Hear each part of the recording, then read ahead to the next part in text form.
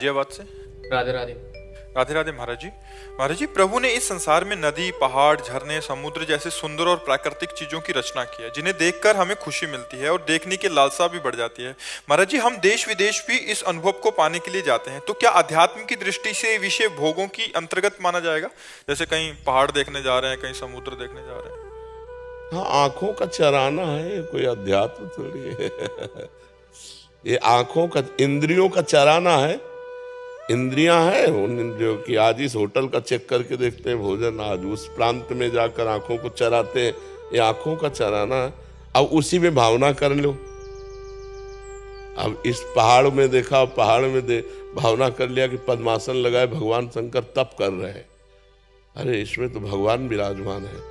अब वही हमारी भक्ति बन गई। तो हम भगवान तो देखने जाते नहीं, हम तो प्रकृति का सुंदर दृश्य देखने जाते हैं। तो वो नेत्रों को चराना हुआ, नेत्रों का पोषण हुआ, ना कि भक्ति हुई। भावना कर लें, झरना गिर रहा है, बड़ी सुंदर लताएं हैं। अब हम लोग जैसे कोई भी दृश्य देखा तुरंत उसे भावना में ले आए। चार पेड़ सुंदर हरे भरे हैं, झुके हुए पृथ्वी को छू रहे, अब वही अपने प्रिया प्रीतम की भावना कर ली। हमारे श्यामा श्याम यहाँ ऐसे गलबैयाँ देके ऐसे घूमते हुए इस पेड़ के नीचे ऐसे बैठेंगे, ऐसे बात करेंगे। अब हम अपनी भावना में घूम रहे हैं। दृश्य बाहरी है और आंतरिक चिंतन चल रहा है। और यहाँ आंतरिक और बाह्य दोनों मायाकृत है। जो भगवान ने सुंदर सुंदर लता, झरना, पहाड़, दृश्य बनाए हैं, तो ये हमारे नेत्रों को सुख मिलता है, लेकिन आध्यात्मिक सुख नहीं, प्राकृतिक सुख मिलता है। और प्राकृतिक सुख नाशवान है, नहीं नाशवान है। कभी भूकंप आया तो सब ढह गए प्रांत के प्रांत, कभी जल का प्रलय आया, मान लो जैसे समुद्र की उत्ताल तरंगे, तो प्रांत का प्रांत डुबो दिया। तो ये प्राकृतिक टिकाऊ नहीं है, सच्चिदानंद नहीं है, ये परिवर्तनशील है। तो ये नेत्रों को चराना हुआ, कोई अध्यात्म या भक्ति नहीं है। अध्यात्म भक्ति तो भाव के द्वारा दृश्य देखने पर होती है। अब जैसे आप पहाड़ देखने गए, लेकिन बद्रीनारायण, चित्रकूट, अब ये आंखों का चराना नहीं है।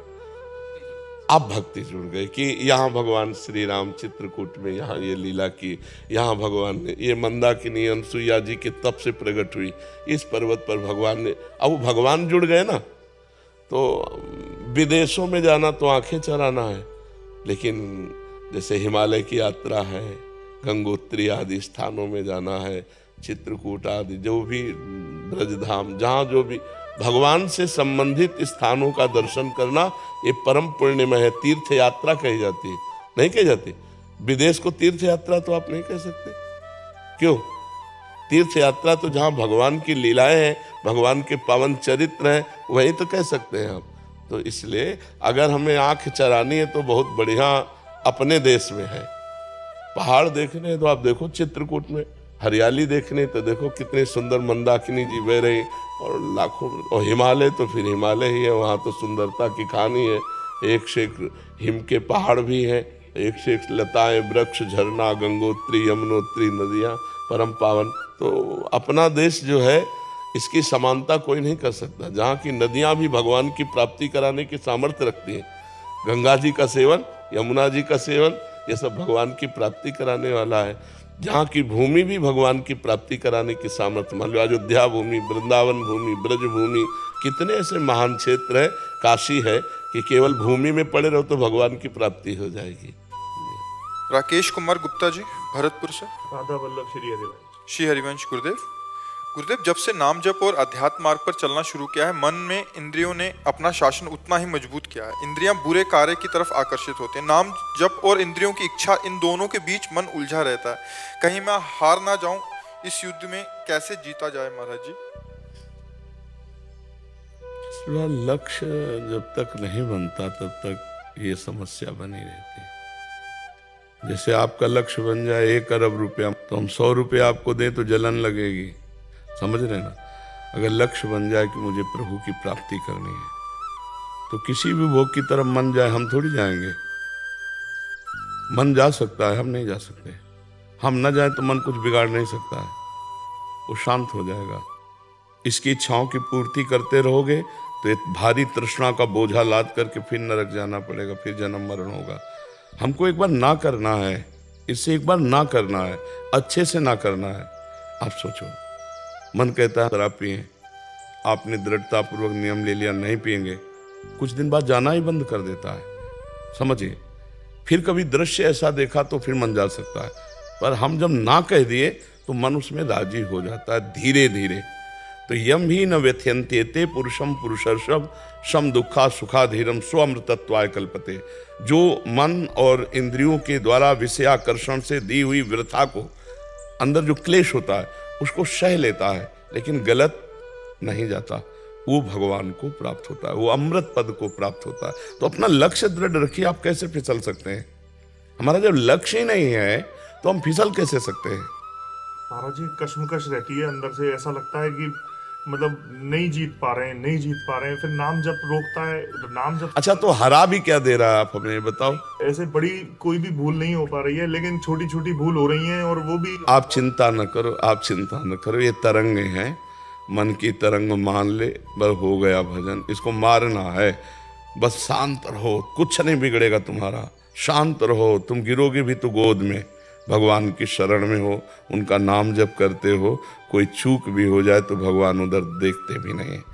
हाँ, राहत न प्रभु चित्त चूक किए कि करत सुरत सै बार ही की। तो आप गृहस्थी में हो, ब्याह हो गया है, अगर काम वेदना आती है और आप अपनी पत्नी का संयोग करते हैं तो पाप नहीं करते हैं, लेकिन पराई माता बहन की तरफ गंदी दृष्टि से भी देखना पाप हो जाएगा।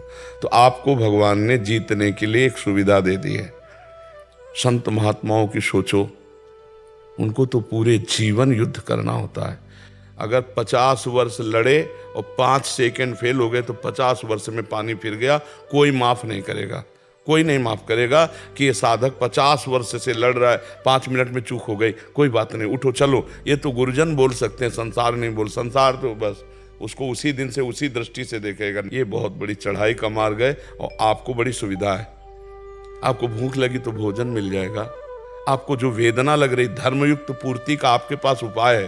जरा कभी कभी उनके लिए भी सोच लिया करो, जैसे पूरी जिंदगी दिए हुए संत महात्मा है, कि इनकी सोच में भी कुछ नहीं आना, सोच में भी, क्रिया तो बहुत दूर की बात है। जहां सोच में आया तो फिर क्या रह गया? ध्याय तो विषयांत पुंसांस। अगर विषयों का ध्यान हो रहा है तो संगास्ते सुपजायते, संगात संजायते कामा, कामात क्रोधो भी जायते, क्रोधात बहुत सम्मोहा, सम्मोहा स्मृति विभ्रमा, स्मृति भ्रंसात बुद्धिनाशो, बुद्धिनाशात प्रणश्यति। आप तो बड़े सुविधा में हो, किले के अंदर से युद्ध कर रहे हो। नाम जप करो, डरो मत, करो सदा तिनके रखवारी, जिम बालक राखे महतारी। हमारे भगवान के वचन है, बस सहना होगा। सहत सहत बाढ़े भगत गृह तन गुरु हितगार। अंदर जो आक्रमण हो रहे हैं उनको सह जाओ तो महात्मा, और टूट गए तो फिर बिखर जाओगे, फिर भगवत मार्ग से अलग हो जाओ। लगभग 18-19 वर्ष की आयु शरीर की होगी, तो ब्रह्मावर्त बिठूर में गंगा किनारे भ्रमण कर रहे थे। तो हमने कई बार सुनाया है, एक शराबी ने हमको बुलाया, नजदीक गए तो देखा शराब पिए हुए, दुर्गंध आ रही। अरे क्या कहना चाहता है? बोला हमारे पीछे आओ। तो हम कौतुकी स्वभाव के, आखिरकार क्या करेगा ये, देखते। वो पीछे ले गया और वैकुंठ धाम में ले गया, और भगवान श्री हरि की छवि को ऐसे देख। बोले देखते इस मूर्ति को? हम कहा हाँ। बोले नीचे क्या है? कहा संगमरमर। ये मूर्ति किसकी है? हम कहा संगमरमर की। बोले समझा कुछ? हम कहा नहीं। बोले इस मूर्ति को तिल तिल काटा गया, टूटी नहीं तो भगवान बन के पूज रही, और ये टूटा तो पैरों के नीचे रौंदा जा रहा है। संगमरमर वही है और संगमरमर वही है। ए तू बाबा जी बना, टूटना नहीं। तो हमने उसको उसी समय पंचांग प्रणाम किया था कि भगवान मुझे इस रूप में शराबी का अभिनय करके, और हमें जब कभी ऐसी समस्या मानसिक शारीरिक हुई तो उसके शब्द गूंजने लगते, टूटना नहीं, टूटना नहीं, जो टूटा वो बिखर गया, रौंदा जाएगा जो टूट जाएगा, बस। तो कहीं से भी शब्द मिले ना, वो भगवान के ही शब्द होते हैं। बहुत जगह भगवान विविध उपदेश देते हैं। एक बार हम परिक्रमा कर रहे थे तो वृंदावन में वो मतलब तटिया स्थान के इधर ऐसे अखाड़ा है, वहीं सामने पीपल का वृक्ष है, तो ठीक पीपल के वृक्ष के ऊपर लघु शंका कर रहा था। तो पहले तो मुझे लगा अर्घ दे रहा है, क्योंकि ऐसी सोच ही नहीं थी कि कोई लघुशंका कर सकता है। और जब नजदीक गए परिक्रमा करते हुए तो देखा कि लघुशंका, वासुदेव भगवान का स्वरूप पीपल का वृक्ष है, लघुशंका करता है। बड़े ज्ञानी बनते हो, इसमें वासुदेव दिखाई दे, मेरे में वासुदेव नहीं दिखाई। वो गलती हो गई अब का गलती हो गई। तुरंत प्रणाम किया, कहा भगवान धन्य है, आप ही सच्चा ज्ञान देने वाले हो। तुम्हें एक वृक्ष पे वासुदेव दिखाई दे रहा, मुझ में वासुदेव नहीं दिखाई दे रहा। अब प्रणाम किया, कहा प्रभु गलती हो गई। जगह जगह भगवान उपदेश देते हैं, अपने को बहुत सावधान रहना है, सहना है और भजन बढ़ाना है, हारना नहीं है, हारना नहीं। एक जीवन में स्वभाव बना लो, हार के भी नहीं हारना है। अगर 100 बार हारेंगे तो 101 बार चढ़ेंगे हम रुकेंगे नहीं, हम भगवान की प्राप्ति करेंगे इस जन्म में। इसलिए धैर्यवान बनो। ये आक्रमण तो होंगे, अगर विजय श्री के लिए चले हो युद्ध में तो आक्रमण तो होंगे, काम के, क्रोध के, लोभ के, मोह के, मद के, मत्सर के। चतुर सुजान वही है जो साक्षी भाव से सह जाए, उसके अनुसार क्रिया ना करे। अगर हो भी जाए तो फिर सावधान हो, फिर चलो। ये बहुत बड़ा मजबूत हृदय वाले का मार्ग है, कायरों का मार्ग नहीं, भगवान का मार्ग कायरों का नहीं। काम बनाने के लिए पहले काम का नाश करना होगा, ऐसे नहीं होता। कोई भी कार्य ऐसे नहीं बनता, पहले कामना का मर्दन किया जाता है। 10,000 वर्ष दाहिने पैर के अंगूठे केवल खड़े होकर ऐसे पत्नी प्राप्त करने के लिए करदम जी ने तपस्या की थी, तब उनको भगवान ले आकर के देहूती जी के लिए। तो हम लोग कामना करते, क्या तपस्या करते हैं, क्या भजन करते हैं, क्या भगवान के लिए अर्पित करते हैं। लोग समझते हैं केवल मंदिर गए, भगवान से कह दिया तो हमारा काम पूरा हो जाएगा, ऐसे नहीं। तो धैर्य पूर्वक रहो, आगे खुद आप देखना। मतलब आप तो आए और आपको उत्तर मिल गया। हम लोग तो ऐसे भटक रहे थे गंगा किनारे कि कैसे धीरे धीरे धीरे धीरे धीरे धीरे जब हार गए हृदय से और प्रभु का आश्रय लिया तो जीत गए। जब तक अहंकार साधना का था तब तक कुछ नहीं बना, और जब रोना शुरू हुआ तो फिर सब बात बन जाती उनके चरणारविंद के बल से। बिन रोए किन पाइया प्रेम प्यारा मीत। तो सही पूछो तो एक काम बढ़िया हो रहा है, आपका अहंकार नष्ट हो रहा है कि मैं किसी योग्य नहीं हूं। ये काम क्रोध को भी हम धन्यवाद देते हैं कि इन्होंने हमें भगवान तक पहुंचाने में बहुत सहयोग किया, क्योंकि जब ये आके ताल ठोकते तो हम घुटने के बल हो जाते, तो अपने आप पता चला हम कुछ नहीं है। तो ऐसे ही जैसे कोई भयावह चीज आवे तो भाग के अपना जो रक्षक उसी की तरफ जाएंगे ना, तो इन्होंने शरणागति हमारी पुष्ट कर दी। काम क्रोधादि ने हमारी शरणागति पुष्ट कर दी। अगर हम ऐसे देखें तो सामने उधर वो खड़े, तो हमें किधर देखना पड़ेगा, प्रभु की तरफ ही देखना पड़ेगा। तो भागे प्रभु की तरफ, प्रभु बचाओ, तो हमें प्रभु की तरफ भगाने वाले यही तो हुए ला। तो हम इनको भी प्रणाम करते हैं कि ये भी हमारी शरणागति में बड़ा भारी सहयोग किए। ये हमने ऐसा अनुभव किया कि ये लोग हमारे अहंकार का नाश करके भगवान की तरफ दौड़ाते हैं। यहाँ खड़ा मत रहे, दौड़, क्योंकि आग है ये, तो शीतलता तो भगवान के चरणों में, तो उधर भागाने का काम ये किए। तो इसलिए बहुत धैर्य पूर्वक चलो। अब जो भी हो रहा है मंगल ही होगा, अमंगल नहीं हो सकता। बिल्कुल आप आनंद पूर्वक रहिए, खूब नाम जप कीजिए, थोड़ा सहनशील बनिए। सहनशील, आशय उदार, धीरज सहित विवेकी। सहत सहित बाढ़े भगत गृह तन गुरहित गार। जो सहन कर गया बहुत आगे बढ़ गया, चुप शांत। ऐसे कोई तुम्हारे ऊपर थोड़ी है, आप जब व्यक्त करोगे तभी है, आप जब अनुमति दोगे मन को तभी वो कुछ कर पाएगा, नहीं कुछ नहीं कर पाएगा। वो केवल जलाता रहता है। वो प्रमथन स्वभाव की इंद्रियां, प्रमथन स्वभाव का मन है, साधक को जलाता रहता। साधक सोचता है ये काहे को जलन जलें, भोग भोग लें। और भगवान कहते त्यागात शांति अनंतरम, भोगों का त्याग करने पर शांति प्राप्त होती है। और गलत सलाह बुद्धि दे देती कि भोग ले यार 2 मिनट में शांति प्राप्त हो जाएगी। बस वो तो क्रिया हो गई, लेकिन उसका जो संस्कार बना वो जीवन भर तुम्हें काटता रहेगा, भगवान से बिलक करता रहेगा। इसलिए बहुत सावधान रहना चाहिए। गोविंद शर्मा जी। राधे राधे महाराज जी। महाराज जी, मैं जयपुर राज दरबार के अधीन प्राचीन मंदिर के पुजारी की सेवा मेरे को प्राप्त है, और श्री राधा रानी और मेरे राधे देव की कृपा से जन्म से जीवन तक बहुत सारे चमत्कार हुए हैं श्री जी कृपा से। और महाराज जी, पर फिर भी मन भौतिक विषयों की तरफ आकर्षित होकर कई बार विषय भोग करवा लेता है, जो उचित नहीं है महाराज जी। महाराज जी, एक गुरु ने शिष्य को मंत्र दिया प्रेत सिद्ध करने का। प्रेत सिद्ध हो गया तो उसने कहा काम बताओ, तो उन्होंने काम बता दिया। अब वो प्रेत जल्दी से कर लिया। फिर कहा काम बताओ, तो कहा कितना काम है? बोले काम नहीं बताओगे उठा के पटक देंगे तुमको। गुरुजी के पास गए, गुरुजी प्रेत क्या सिद्ध हुआ? वो कह रहा अगर काम नहीं बताओगे तो उठा के पटक देंगे। उनका एक डंडा बांस गाड़ दो और कहो कि इसमें चढ़ो उतरो, जब काम होगा तो हम तुम्हें बता देंगे। वो प्रेत है मन, अगर इसे काम नहीं बताओगे, काम में नहीं लगाओगे ना तो उठा के पटक देगा भोगों में। वो डंडा है नाम, राम राम राम राम राम राम, चढ़ाओ उतारो इसको। और काम में जो काम आवे तब काम में लगवाओ मन को, और नहीं तो लगाओ इसी नाम में। अगर बिगाड़ दे तो हमें बताना। अगर इसे नाम में नहीं लगाया तो उठा के पटक देगा, चाहे जितना कोई हो। जो ज्ञानिन कर चित अपरई, बरियाई विमोह बस करई। बहुत विचित्र भगवान की माया है। इसलिए हमारी बात मान लो, सब लोग मान लो।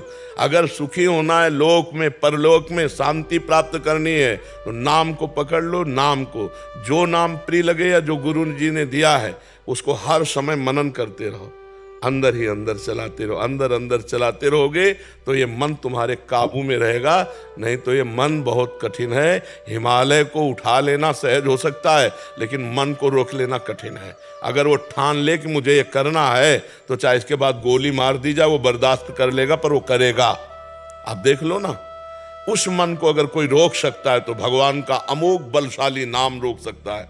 नहीं तो अपने लोगों का जीवन उसी नाम के भरोसे से तुम आगे बढ़ करके चले, नहीं तो कदम चलने देता। 18, 20, 22, 24, 25, 30 ये अवस्था जो जवानी की होती है ना, ये लड़खड़ा कर संसार बाजार में डाल देती है। और वही एक नाम भगवान, ऐसे नाम पाहरू दिवस निसी, रामचरितमानस। नाम पाहरू दिवस निसी, ध्यान तुम्हार कपाट, लोचन निज पद जंतित, जाहि प्राण के बाद। रात दिन नाम का पहरा है तो सही ढंग से चल पाओगे। नाम जप करो रात दिन, खाली मन हानिका हनुमंत विपत्ति प्रभु सोई, जब तो सुमिरन भजन। यही विपत्ति वो भोगों में गिरा देगा। अगर नाम जप नहीं तो भोगों में गिरा देगा। नाम जप करो, नाम जप करो, नाम जप से ही परम मंगल हो जाएगा।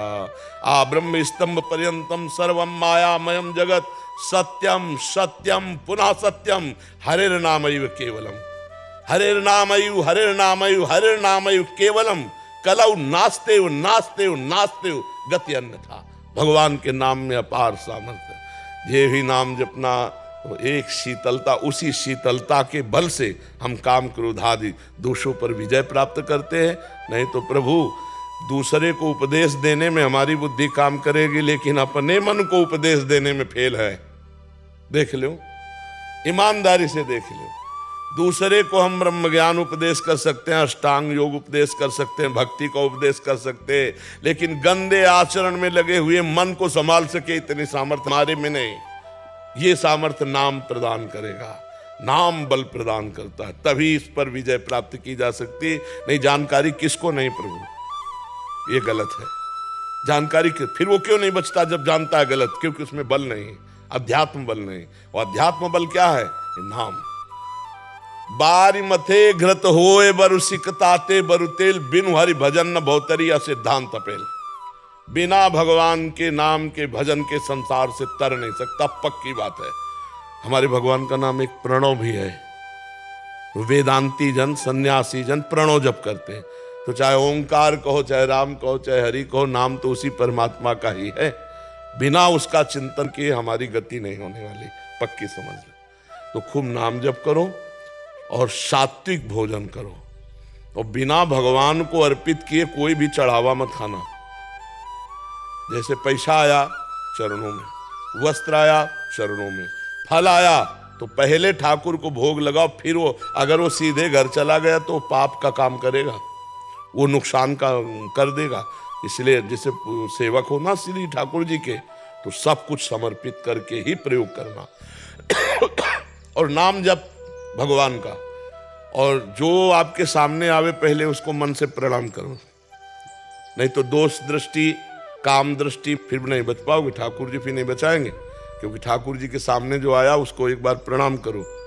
बस प्रणाम करके पवित्र बुद्धि कर लो, कहीं सब बचत नहीं। सबको पवित्र दृष्टि से देखे। जैसे हम अपनी बहन को, अपनी माँ को, ऐसे किसी की माँ बहन है तो हम उनको उसी भाव से देखें। अगर हम काम भाव से देखेंगे तो फिर भ्रष्ट हो जाएंगे, फिर परमार्थ और अध्यात्म में सब बकवास रह जाएगा, फिर बकवास हो जाता है। बातें ज्ञान की बगारो करो पापाचरण, तो बकवास ही तो हो जाता है। भाई अस्त्र है तो शत्रु के मारने के लिए है ना, तो ज्ञान है तो अज्ञान को नष्ट करो। ये अज्ञान ही तो है, काम वासना, क्रोध वासना, लोभ मोह मद मत्सर, यही तो। इन पर विजय प्राप्ति के बिना कोई ज्ञानी या भक्त या महात्मा थोड़ी हो जाता है, इन पर विजय प्राप्त किया जाता है। अगर हमारा मन काम आदि दोष से रहित हो गया तो ब्रह्म स्वरूप मन हो गया। इंद्रियाणाम मनश्चास्मि, भगवान कहते हैं इंद्रियों में मन मैं हूं। तो नाम जप करो, भगवत प्रसाद पाओ, किसी माता बहन की तरफ गंदी दृष्टि न करो। देखो मन में बल आ जाएगा, अध्यात्म बल आ जाएगा। मंदिर में अगर रहते होंगे तो वहाँ बहुत सारे लोग प्रणाम करते हैं, नमस्कार करते हैं, तो उससे भी भजन छीन होता है। हाँ, अपने को न माने ठाकुर जी को माने, ठाकुर जी को प्रणाम कर रहे हैं, अपने तो पैर छुआवे नहीं। सम्मानम कल्याति घोर गर्णम नीचापमानम सुधा। अगर इसमें पैर पुजवाने में फंस गया ना जो, तो फिर परमार्थ का पथिक नहीं बन पाता। पैर पुजवाने से बचना चाहिए। अगर उनकी श्रद्धा है, वो साष्टांग दंडवत करे, तो हमारी भी तो हमसे ज्यादा श्रद्धा तो उनकी है, जो हमें भक्त मान के साष्टांग दंडवत कर रहे हैं। हम भक्त हैं, उनको दंडवत नहीं कर पा रहे हैं, तो हमारे तो अभिमान है, वो तो श्रद्धावान है, हमें उसकी श्रद्धा को प्रणाम करें। भैया तुम्हारी महान श्रद्धा कि तुमने 8 अंग फैला करके भक्त को दंडवत किया, भगवान के नाते से। हम भगवान के हैं और हम तुम्हें नमस्कार न करें, तो हमारी तो अहंकार में ही वृत्ति हो गई ना। तो हमको उसको मान समझना चाहिए जो प्रणाम करता है, जो प्रणाम करवाता है उसकी मानता नहीं, मानता उसकी है जो प्रणाम कर रहा है। वो अपने अहंकार को छोड़कर दैन्य हो रहा है, तो हमको भी ऐसे दैन्य हो जाना चाहिए। और पैर आदि तो छुआना ही नहीं चाहिए, दूरी रह करके। गृहस्थ में हो आप, हाँ, तो बस ठाकुर सेवक रहो, पैर पूजवाना नहीं। जो सामग्री आवे वो भगवान को अर्पित, कुछ भी आवे अर्पित करके ही उसका गृहस्थी में प्रयोग करना। अमनिया का भी प्रयोग मत करना, तो ब्याह भी हो गया होगा। हाँ, तो अन्य माता बहनों की तरफ काम दृष्टि मत करो। अगर काम वेदना आती है तो धर्मयुक्त होकर अपनी पत्नी से, वो दोष नहीं, वो पाप नहीं है, वो कोई तुम नैष्ठिक ब्रह्मचारी थोड़ी हो। हाँ, तो वो ऐसा बस पराई माता बहनों की तरफ गंदी दृष्टि न हो कि मंदिर में रहकर इधर उधर चाल चलो तो फिर नरक ही जाना पड़ेगा, ठाकुर जी नहीं बचा पाएंगे। ठाकुर जी के मंदिर में रह के पापाचरण तो और बहुत बड़ा नहीं। खेती बिल्कुल उपजाऊ हो तो जो डालो, बम्बूल डालो, आम डालो, सब उपजाओ, तो मंदिर तो भगवान का बहुत पवित्र। वहाँ ऐसा स्थान नहीं होता, वहाँ ऐसा कुछ नहीं होता। लेकिन कहीं बाहर कहीं गए हैं और कोई धन का लोभ देता है, कोई जाके किसी का, तो वो काम वासना है कि यार ये धन का लोभ दे रहा है, कोई क्या दे रहा है, तो उनसे बचने की कोशिश करते हैं, लेकिन फिर भी मन उनकी तरफ आकर्षित होता है। धन नहीं ले, मंदिर में ऐसा कुछ नहीं। लेकिन बाहर कोई आकर्षित करता है तो उन विषयों पर जा। अब जैसे मान लो हम कह रहे हैं कोई धन दे दे, ठाकुर जी के चरणों में चढ़ा दिया, उनके आभूषण है, उनकी पोशाक है, उनका भोग राग, कोई बात नहीं, उसमें कोई फर्क नहीं। अपने भोग के लिए 10 रुपया लेना घातक हो जाएगा, और ठाकुर जी का मंदिर उनके लिए चढ़ा रहा है तो क्या है, कुछ नहीं है। बढ़िया सुंदर मुकुट, बढ़िया आभूषण, बढ़िया उनकी फिर जो प्रसादी बची वो अपने परिवार की सेवा में प्रसादी, अमनिया, हर चीज ठाकुर जी को लगाओ, तो इसमें बाधा नहीं पड़ेगी। रमेश जी नोएडा से। जी गुरुदेव, आपके चरणों में कोटि कोटि प्रणाम। महाराज जी, महापुरुषों और महाराज जी आपसे भी सुना है कि प्रकट शरीर का ज्यादा महत्व तब तक है जब तक भगवत प्राप्ति नहीं होती, परंतु शिष्य और भक्तों के लिए गुरु जी के प्रकट शरीर का बहुत महत्व है। उनकी चाहत है कि गुरु जी के प्रकट शरीर में दर्शन, सत्संग, एकांतिक वार्तालाप दीर्घ आयु तक बना रहे। ये जानते हुए भी मृत्यु लोक में स्थूल प्रकट शरीर की आयु श्वास सीमित है। प्रियता और जो सानिध्य में लाभ मिलेगा वो अमोघ होगा। अब जैसे हमारी वाणी आप टेप कर लो और उसको सुनो तो पकड़ पाओ तो पकड़ पाओ, लेकिन जैसे आप सामने आए हो और हमारी दृष्टि पड़ रही, इसका एक अलग प्रभाव होगा, इसका प्रभाव होगा। जैसे आप इतने में बैठे हो ना, एक अजीब वातावरण आप खुद देखेंगे। भजन का एक प्रभाव होता है, जैसे व्यभिचारी पापी आदमी जहाँ बैठता है उस जगह अपवित्र हो जाती है, उससे संभाषण करने मात्र से अपवित्रता आ जाती है। ऐसे भगवत प्रेमी, भगवत भजनानंदी, उनके दर्शन से, उनके संभाषण से, उनके सानिध्य से हमको पावर मिलता है। केवल प्रवचन ही नहीं, हमको पावर मिलता है जिससे हम अध्यात्म को धारण करने की क्षमता रखते हैं। तो ये तो भगवान की कृपा से ही लाभ, जितने दिन बदा है उतने ही दिन मिलेगा, नहीं तो फिर नहीं मिलेगा। जैसे मानो उड़िया बाबा थे तो उनके सामने जो रंग था अब वो रंग थोड़ी है। आश्रम में जाके देख लो, उनकी गुफा में जाके देख लो, उनके आसन में जाके देख लो, वो रंग। चिड़िया उड़ गया तो फिर पिजड़े का कोई बात तो खड़ी रह जाता।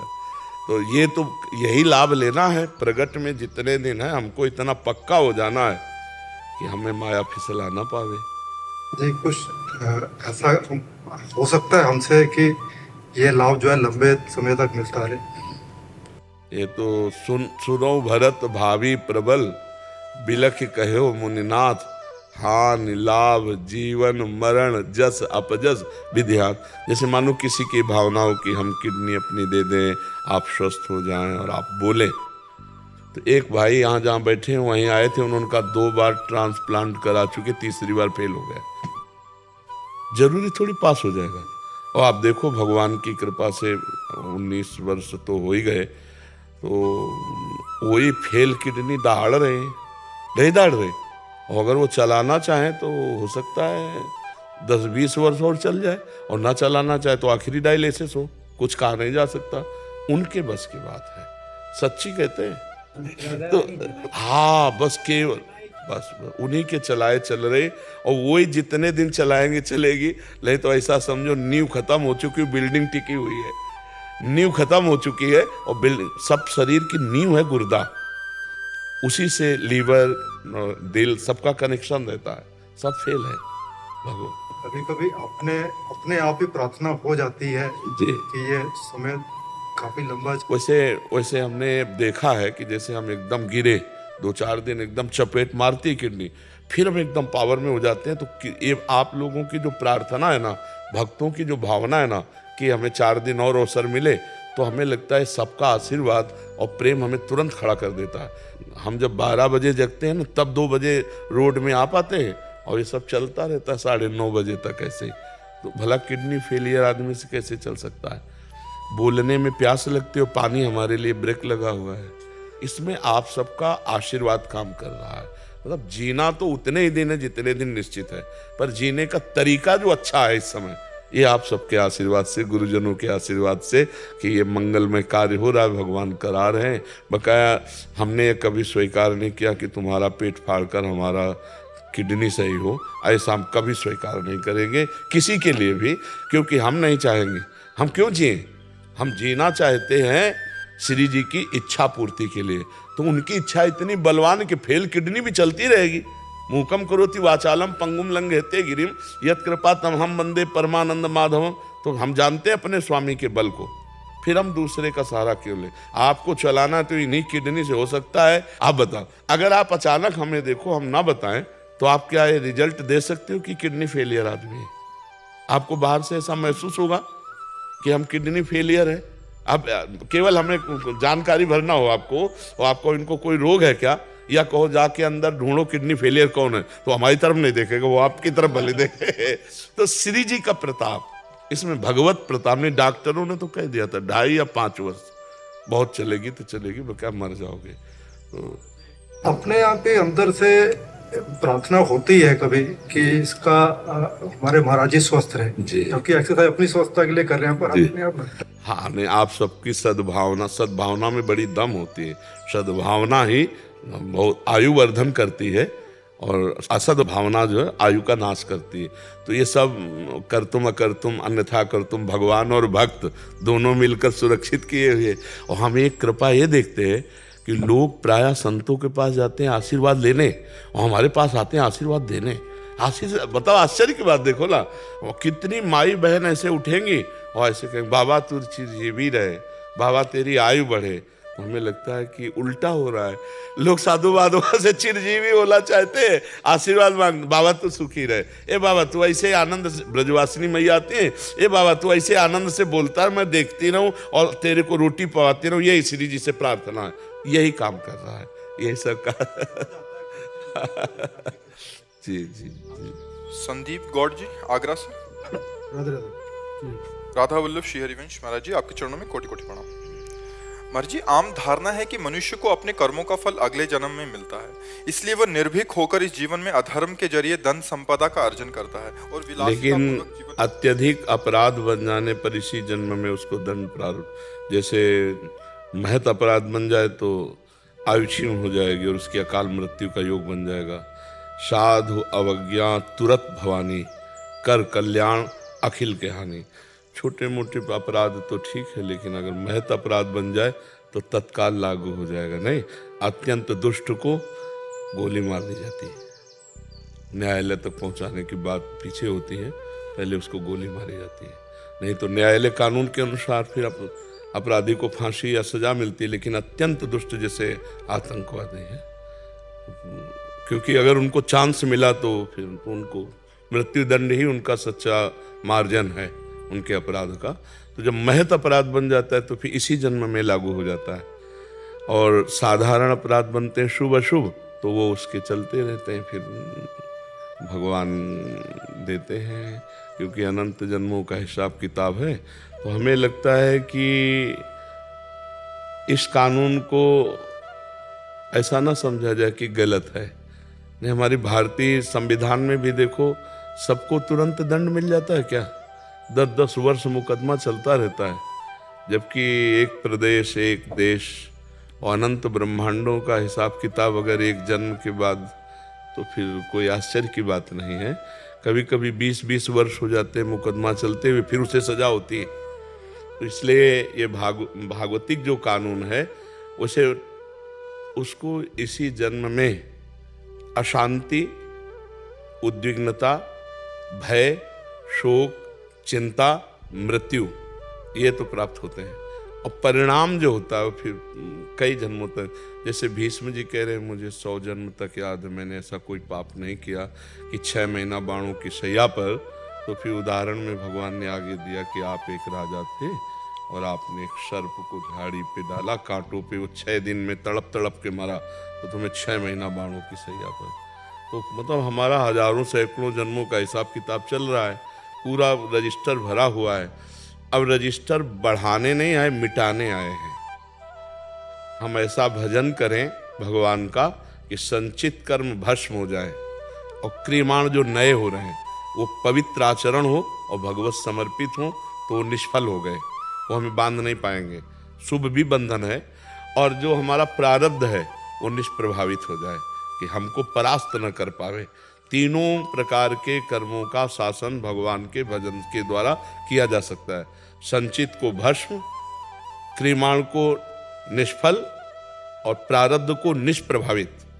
प्रभावित तब माने जब हमको रौंद के गिरा दे, भगवान से विमुख कर दे।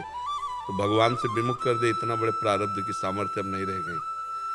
तो हम ऐसा भजन करें कि विध्वंस कर दे संचित कर्म को, और निष्फल कर दे क्रियमाण को, और निष्प्रभावित कर दें। हम भगवान के अंश हैं, हम भगवान सच्चिदानंद के अंश हैं, और मनुष्य जन्म यही करने के लिए मिला है, केवल भोगने के लिए नहीं मिला। केवल भोगने के लिए पशु योनियां हैं, देव योनियां हैं, मनुष्य योनि नए कर्म का। तो हम ऐसा भजन करें, ऐसा परोपकार करें, ऐसा परहित करें कि हमारा मंगल हो जाए। इसी जन्म में हम इन 3 कर्मों से मुक्त हो जाएं, क्रियमाण, प्रारब्ध और संचित। तीनों से हम त्रिगुणात्मिका माया से मुक्त होकर भगवान को प्राप्त हो। किसका प्रश्न था? हाँ प्रभु।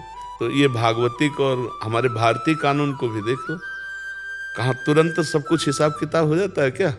वर्षों लगते हैं। तो फिर तो भगवान का बहुत बड़ा दरबार है। पर ये जो बात बताई ना तत्काल, हाँ हमने देखा एक बदमाश जो है भाग कर आया था जब हम शेनपुर में थे, बगीचे में बहुत बड़ा जंगल था, उसमें उसकी हालत ये थी 5 मिनट चैन से बैठ नहीं सकता।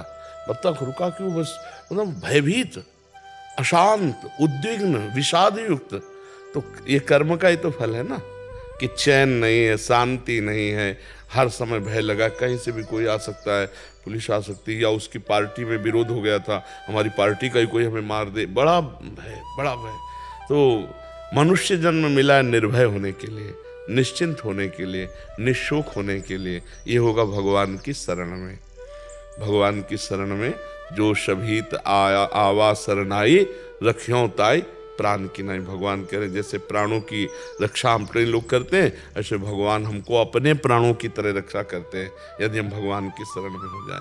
तो निर्भय होकर कोई पाप तो नहीं कर सकता ज़्यादा दिन, भयभीत, शोक मगन, चिंता और ये सब। और जब पाप बढ़ गया तो किसी के मारने की जरूरत नहीं, वो अपनी भी मौत मर जाता है, बहुत दुर्गति होती है। अवश्य में वो भोक्तव्यम कृतम कर्म शुभा अशुभम। शुभ अशुभ। ऐसा नहीं है कि कोई गलत करने वाला सजा बना रहे कि क्या श्रृंगार है घर और परिवार सब सुसज्जित, ऐसा नहीं। मिटिया मेट होते हुए देखा है और आप लोग भी देखते हो। थोड़े दिन चलता है, थोड़े दिन पुण्य जब तक रहेंगे ना तब तक चलेगा, इसके बाद मिटिया मेट हो जाएगा। मंदोदरी रावण की छाती कूट के ऐसी कहती कि प्रीतम जब तुम चलते थे तो धरती कांपती थी और राम विमुख अस हाल तुम्हारा, रहा न कोकुल रोवन निहारा। प्रत्यक्ष दिखा देते हैं भगवान, पाप कर्म करने वाला अंततो गत्वा विनाश को ही प्राप्त होता है।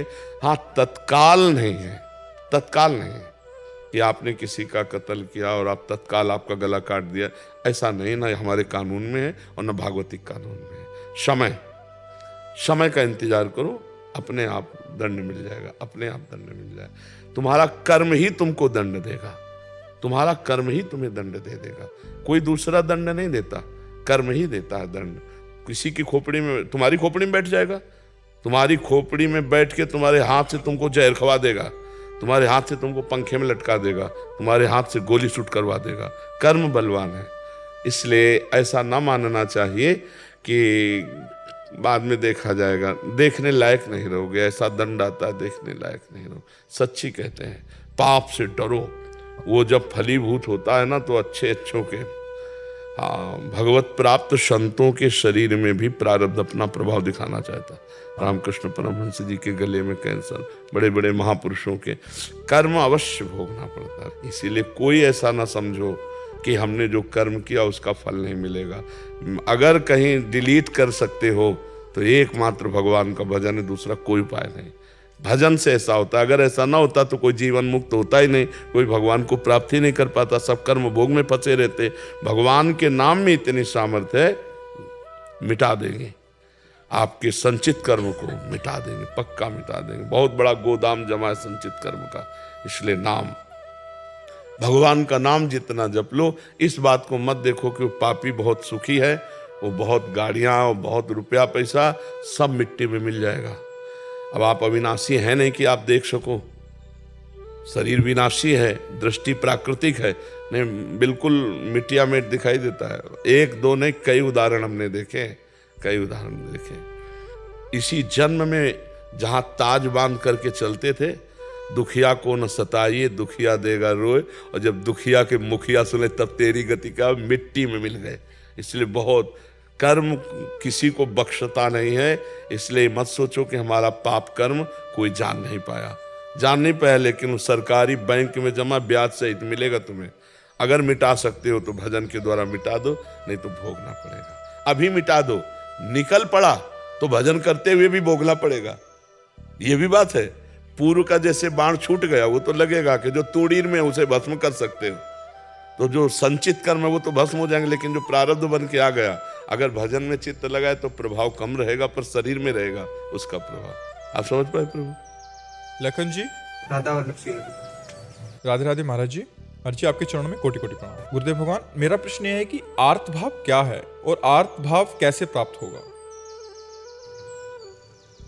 जब द्रौपदी जी को कोई सहयोगी नहीं मिला, न पति न भीष्म, और अपने भी बल का जब भरोसा नहीं रहा, तब वो आर्त भाव आया और उस आर्त भाव से पुकारा तो एक क्षण भी नहीं लगा, यही बाजू से वस्त्र नहीं हटा, भगवान यही वस्त्रावतार ले लिए।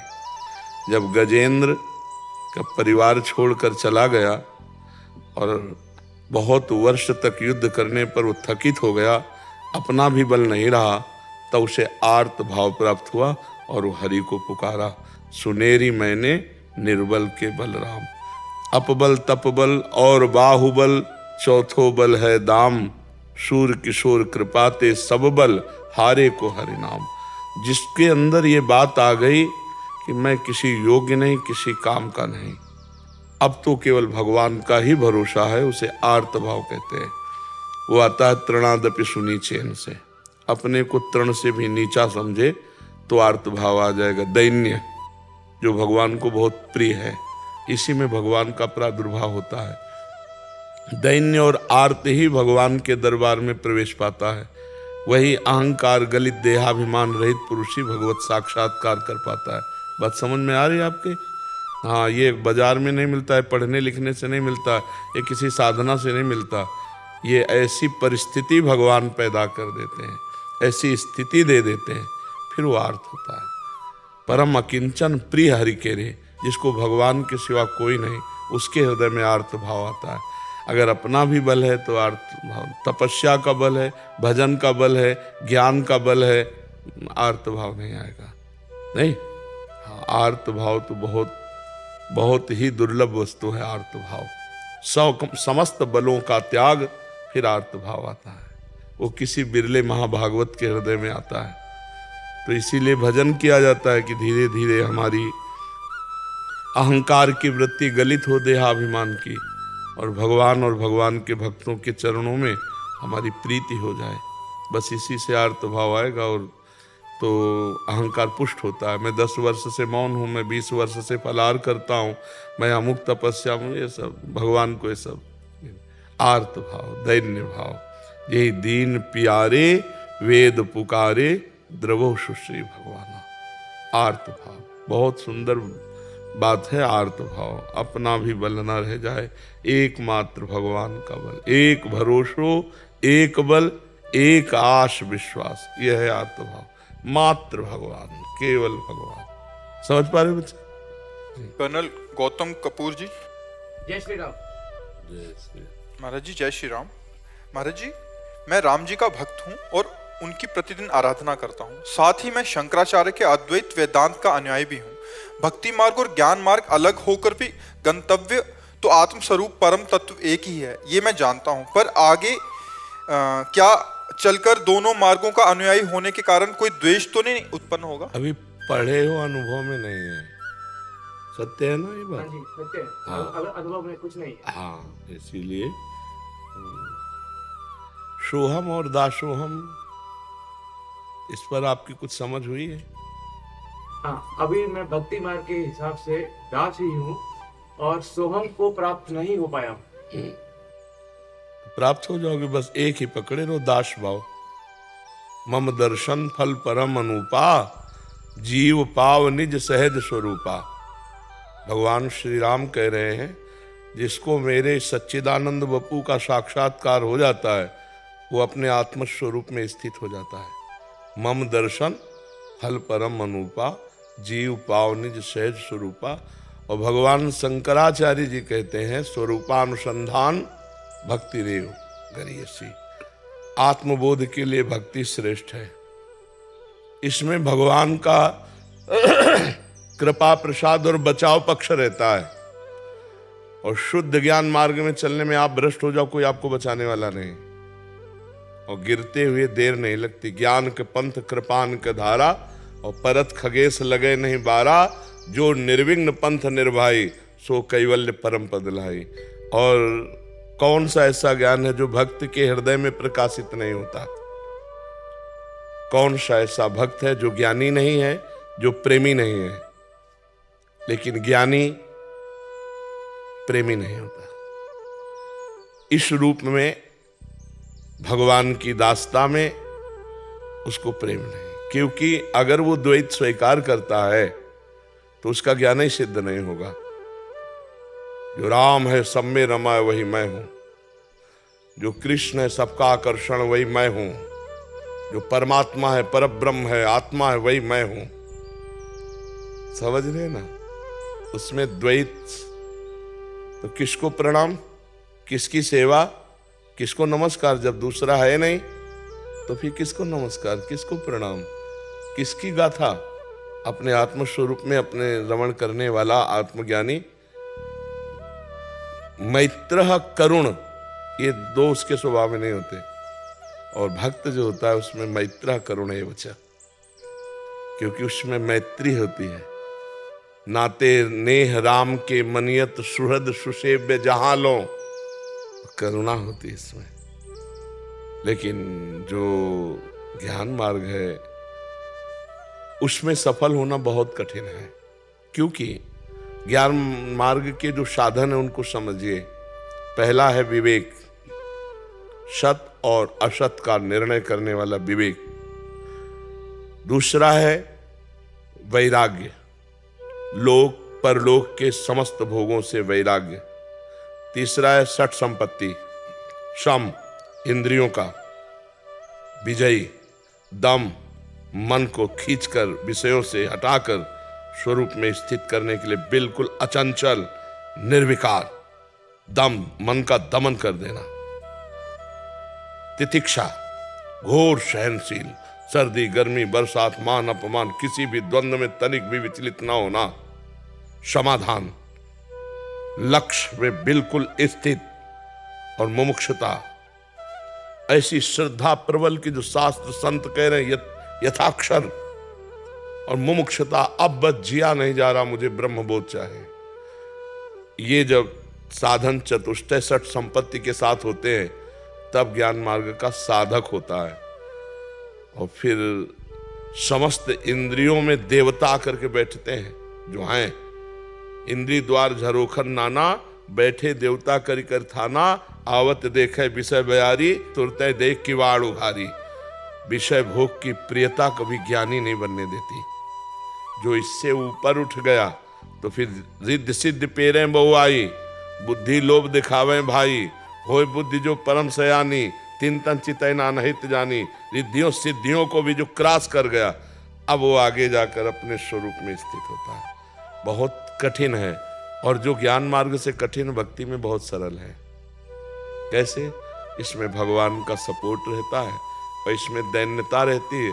अगर उससे कोई चूक होने वाली होती है तो करो सदा तिनके रखवारी, जिम बालक राखे मातारी।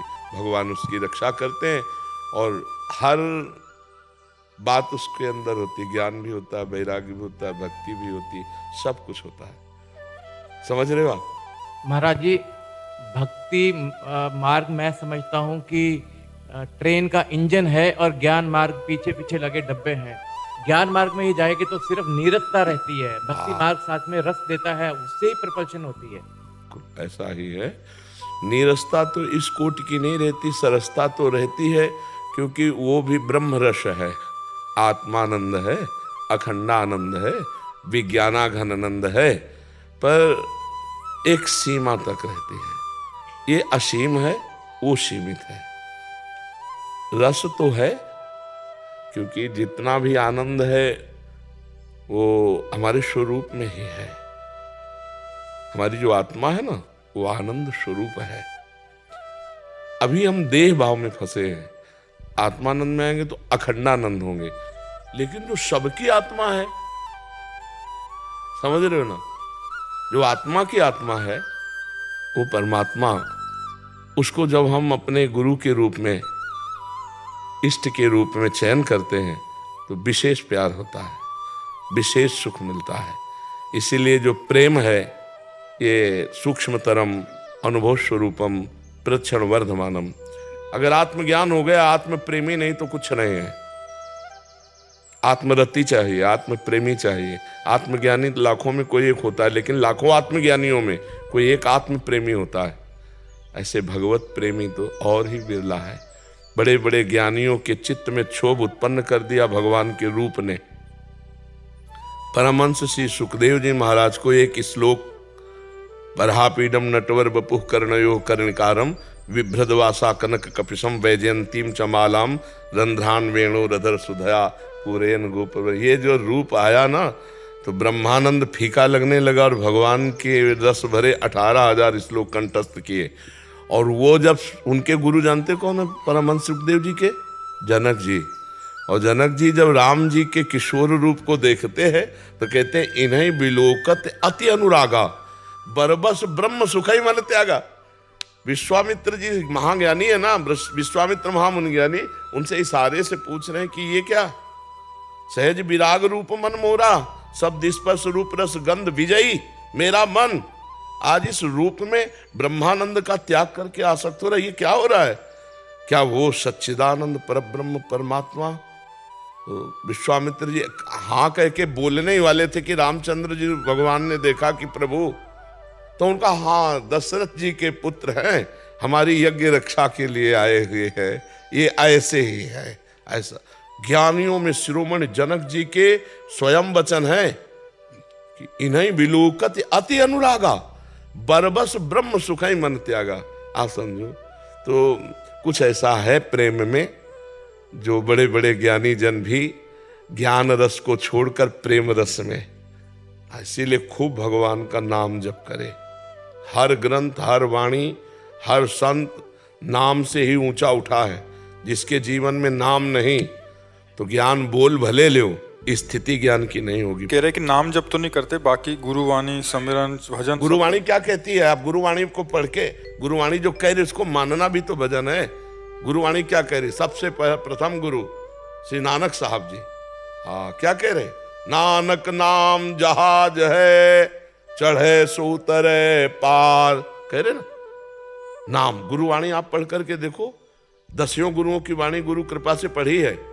हर गुरु की वाणी में यही उपदेश है, नाम नाम। अब नाम जप ना करो तो गुरुवाणी का पाठ का लाभ क्या लिया? रामचरितमानस भी पढ़ते हैं हमारे। अब हरे वो तो खुला नाम की जय जयकार कर रही।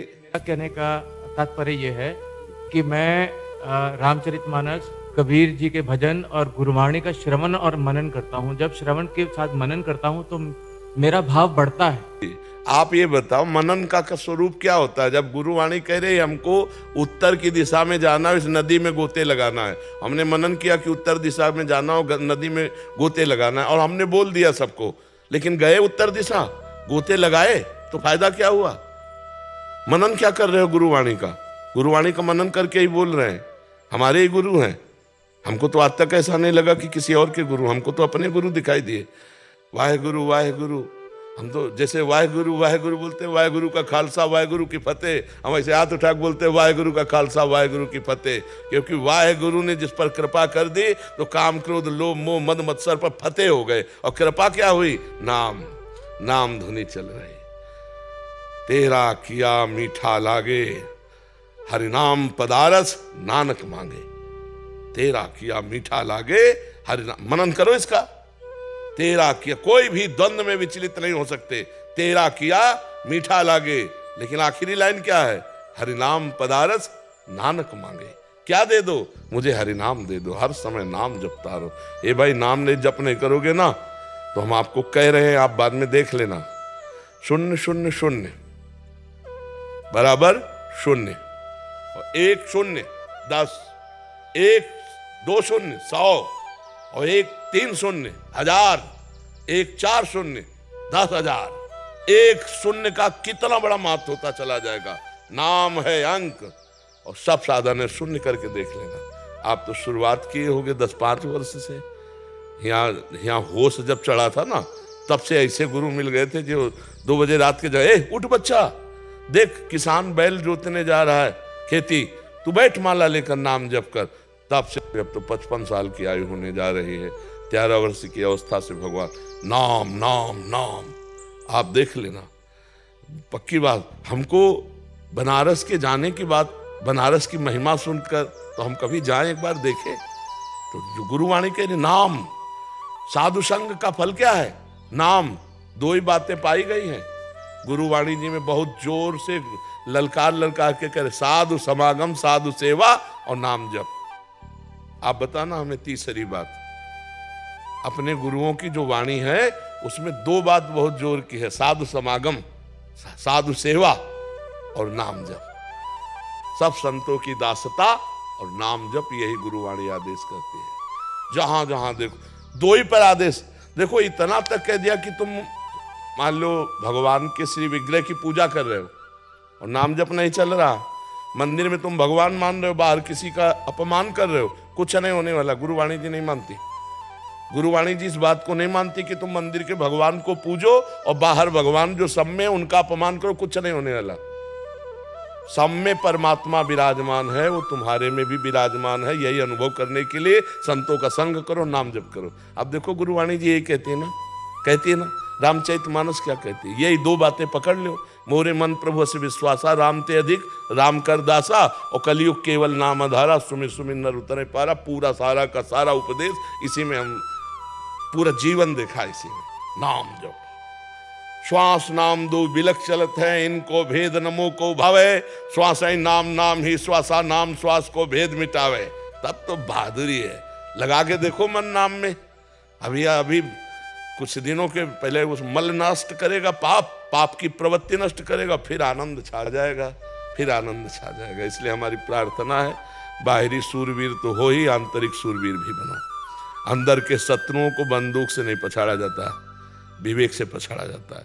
बाहर को तो गोली मार सकते हो, अंदर को नहीं मार। अंदर तो गुरु की बोली मारेगी, अंदर के शत्रु को गुरु की बोली मारेगी और बाहर तुम्हारी गोली मारेगी। तो अंदर की गोली हमारे को गुरु ने दी है, नाम, जो राम राम हरि हरि कृष्ण कृष्ण राधा राधा, वो माला चले, बस फिर पार हो गए। हमारी बात समझे यार? कोई संशय?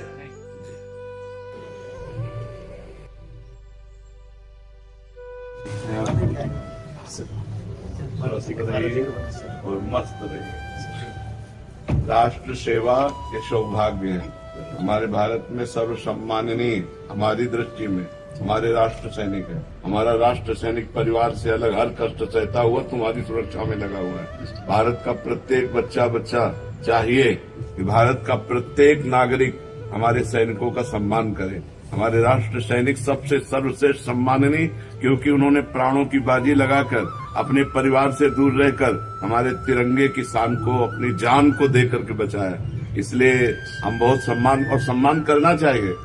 हमारे राष्ट्र सैनिकों का पूरे भारतवासियों को सम्मान करना चाहिए। बहुत नीच कोटि की बात है कि अन्य लोगों का सम्मान होता है, भारतीय सैनिक का कोई उस कोटि से सम्मान नहीं करते जिस कोटि से होना चाहिए। जैसे कोई बड़ा पदाधिकारी पधारे तो उसके नीचे सब खड़े हो जाते हैं, तो भारत का सब कोई नीचे है। भारतीय सैनिक जो बॉर्डर पे लगा हुआ है वो सबसे श्रेष्ठ पद वाला है। आप लोग ये समझिएगा कि आपका बहुत बड़ा पद है। हाँ, तो आप मरोगे तो स्वर्ग जाओगे केवल इसी बात के लिए कि आप राष्ट्र सैनिक है।